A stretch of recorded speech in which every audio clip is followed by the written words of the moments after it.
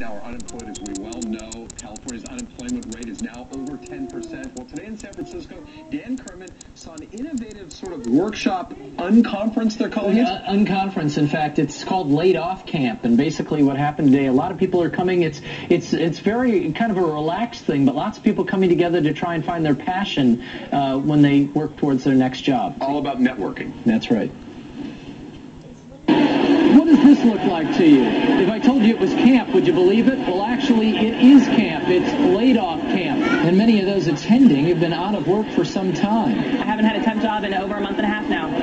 So it can be a little depressing. There's always doubts and worries that, other people are getting the jobs that are open. If we take a look around, it's kind of unorganized chaos. There are one-on-one conversations going on. So I did the resume online, contacted all the recruiters I've worked with in the past. Employers are here, meeting prospective employees. We're able to find so many good quality people all in one place, and it's kind of like speed dating for looking for job candidates.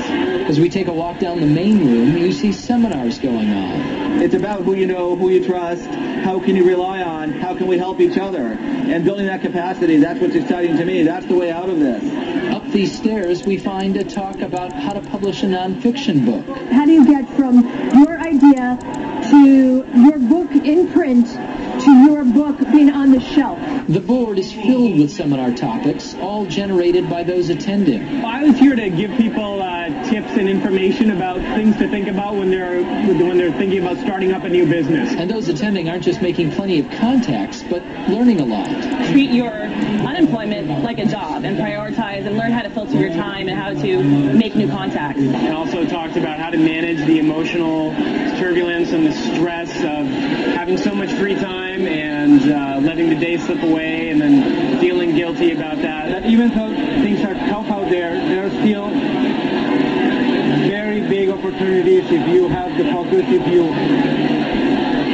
get the right people, the right connections, and just focus on what you are good at.